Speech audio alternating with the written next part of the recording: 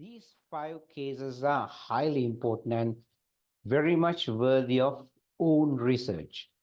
Don't limit your understanding to the content given in the video. Don't do that, but keep further research on. Online research is there for all five cases. They are extremely important cases. The first one, um, somewhat of an old case, Taylor versus Caldwell. Issue is this, once we make up a contract, what would happen if the contract gets impossible to perform? Now, this may be easy to think at when we are at the junior level, but there's a depth in learning involved here. The impossibility of performance means contract becomes just no way forward. You can't blame any party. And when that happens, the party will have to technically cannot blame the other party on it. So when the case go into the court will try their level best to bring the parties back to the original state, but most of the things would not be possible. Take a look at this example. The so-called Surrey Gardens Hall case happened so many years ago, 1863. See, the person kind of books a hall, conduct a concert, tickets printed, musicians booked, there must have been posters and all that. So then the building catches fire the night before the concert. Then he files legal action against the owners of the building. But the court said, no, no, no. There's nothing that the owners could be made liable for. This has been an act of God, a case of frustration, an impossibility of performance. So, along with it, a series of contracts would frustrate as well. So imagine that tickets are printed and only part of it's been printed and the other part is not yet. Well, A would be able to cancel that. Musicians may have been booked, so the advance fees may not have been possible to recover, but the performance fees could be okay. You don't need to pay them. So performance in impossibility is a crucial issue in a very complex environment. This can easily happen. But the reality is, when you do contracts of this nature, we need to make sure that the frustration is a real reason rather than some difficulty in performance. That is not acceptable. It should be impossibility of performance. Search this topic seriously online, please. Next one, this has been a very, very important case that came up out of recent time, is based in Scotland, connected to Scotland. Couple of people, took, actually 8, right? Took loans from series of banks. Actually, here's one bank, loans by mortgaging their houses. When you mortgage a house, you need to get the consent of the wife also. It's normally,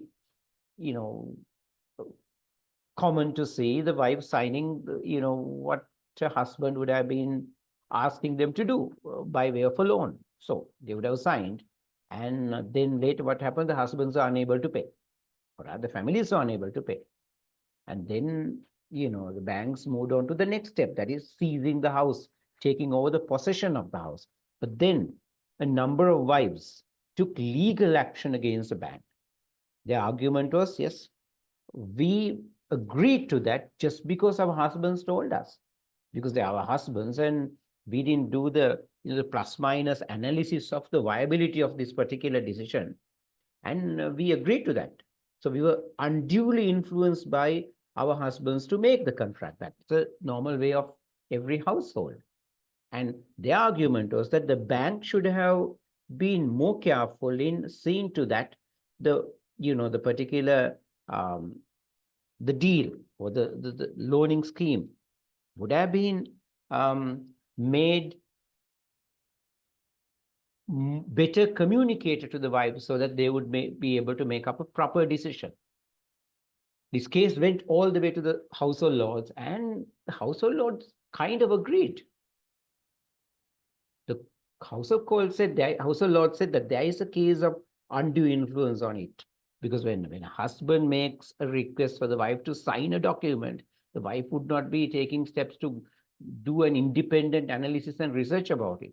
The court implied that it's the duty of the bank to ensure that the other party in the contract, that's a wife, is made reasonably aware or given opportunity to independently assess the viability of the deal, because she also suffers from it, right?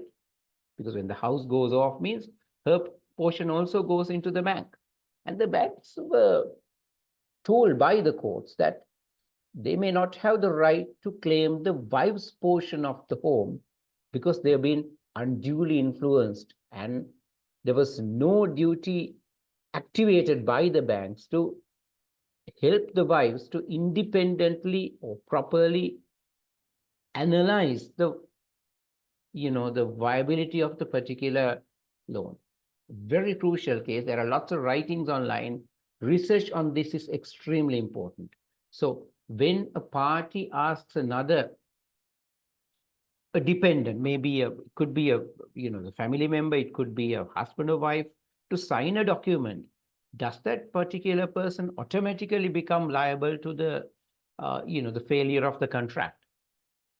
Don't we sign this document by unduly kind of influenced because we are connected to the other party? We have a special relationship with the husband or wife.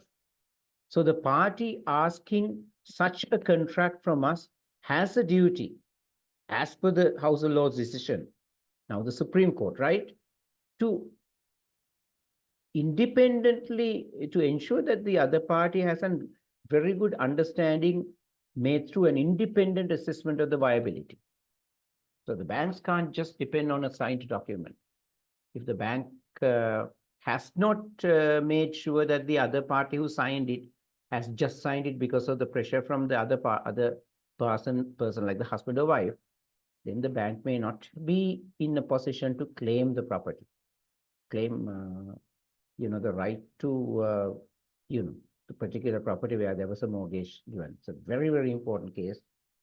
Go through the science, research base. This is Harvey versus Paisley. Again, an extremely important case requiring deep research online, especially those who are into the upper levels of studies. Take a look at how simple this case looks. Just a telegram exchange. Will you sell bumper help pen to us? Pen means a land, right? Sort of a farm area, like. What's the lowest price? It's a simple, innocent question. And the other party replies, okay, 900 pounds. And the other party says, okay, we'll buy. We agree to buy. But later, when that came, the other party didn't want to sell. Then A took legal action, telling, I made an offer. Sorry, you made an, kind of offer, and I made an agreement. It's very, very common to have these online-based deals, maybe through WhatsApp or social media or even through emails, right? Asking for information will not be considered as an offer. Offer is a different deal. So just will you sell bumper hill pen to us? What is the lowest price? That kind of things are not constituting offers. Offer has to be very specific, clearer, more definite. So there the court said there is no contract because B made no offer to A, or A made no offer to B either, right? This is just exchange of communication. There has to be a formality in printed words when it comes to making offers. So it should be completely made clearer. The fast ways of communication in the modern times may result in people making deals, right? Supplying things, providing cash and all that, but without a proper contract at the head of the thing. So it's essential to say there has to be an offer in front. So what should be there? So A has to say, right, okay, I hereby make an offer, right, to buy your bumper hill pen for the price of 900 pounds. A should have made another telegram. We agree to buy. That can't be stated without having an offer from the other side. Or you have to make an offer. Again, a very crucial area where lots of contractual errors can happen in real life. Research needed here also. Again, an important case, the mistake is not something that comes popular in examination questions or assignments, but it's part of real life. That means I make up a decision not knowing the clear facts. So my inability to understand the clear facts, resulting in myself making a contract without without understanding of the communication, without understanding of the key issues involved, then I would be able to cancel the contract for mistake. It could be mutual mistake. That means both the parties make, different mistakes. Could be common mistakes, right? So it could be the same mistake, like. So it's a rarity in law, not easily, visible in many cases. But take a look at these Lever brothers. Now it's Unilever, right? They were not happy with the performance of two contract directors, maybe. Then they, paid them so-called the golden handshake or parting gift of money. And okay, they ended their contracts early. If you have a contract, the other party has the duty to and the right to go through the entirety of the contract, entire period. If you want to end the contract, okay, you have to come up with a new agreement. Okay, we no longer want your services. We know that you have to work another year or so with us, but let's stop the work right now. We'll be paying you extra money. So the directors are happy. Company also made that offer. Directors liked it. So ended the story. But later, the company found out these directors have actually done some misconduct. That means perhaps taken money out or did some other wrong thing. Then the company thought, perhaps we should not have given them this much of money. We did not know this fact. Had we known this, we could have kicked them out rather than, coming for this kind of an agreement. Then the company decided to file legal action wanting to cancel the previous contract, telling, okay, this has been a case of mistake. So as a result, we would want the earlier contract to be null and void due to mistake of that fact. So please give us permission. That's what Lever brothers asked. But the court said, no. You ended the contract earlier to terminate an employment. End an employment, which was going on continuously, had some time left. So they wanted to earlier end the contract earlier. So there was a specific deal. Yes, there is a case of misconduct, but that and the employment has no direct consent. Technically connection. It is a different subject matter. The court said, no, can't give mistake as a reason for ending that contract because that contract was for a different purpose. And the mistake should be something that completely destroys the subject matter of the contract due to non-understanding of the things. So the court said, no, cannot be taking it as a reason for mistake. Again, an important area, right?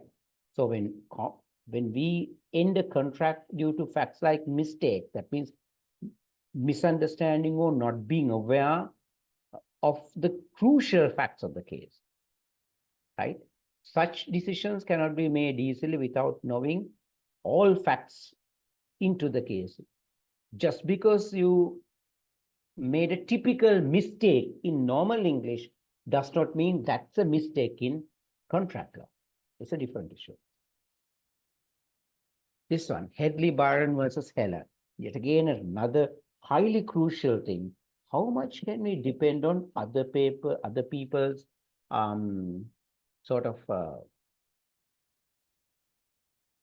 guarantees given to us about our financial wealth?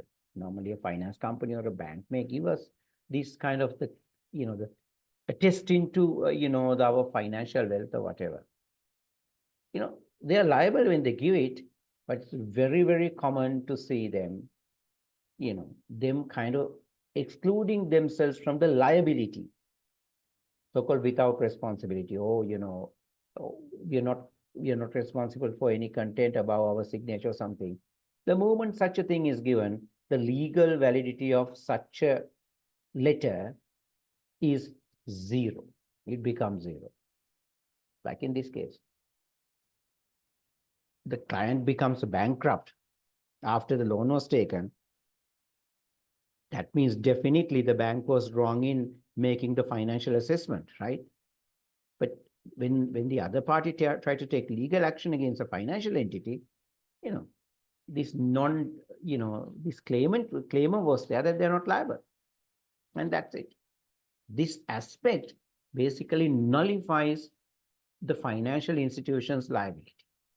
So when we make up a contract by trusting others, uh, attestation of other parties' financial strength and all that, we have to make sure that if there is this a disclaimer actually, right, telling they are not liable, then we cannot rely on that document. It needs further evidence, further research to find out about the financial strength of the other party. It's very, very common in the industry to give these disclaimers. So a disclaimer completely makes the party giving that particular disclaimer not liable. So all these are cases of contract law which gives immense reasons actually to go for deep research, especially those in the business fields, those who in the industry, as well as the students going for the higher levels of studies, particularly the students going for the deeper studies in law and maybe LLB, perhaps attorneys. So the depth of analysis in these cases are highly crucial. These are some of them, and the expectation is that. So I'll be giving the links to the cases also with the YouTube feed. So further research is definitely needed. Catch you in another lesson.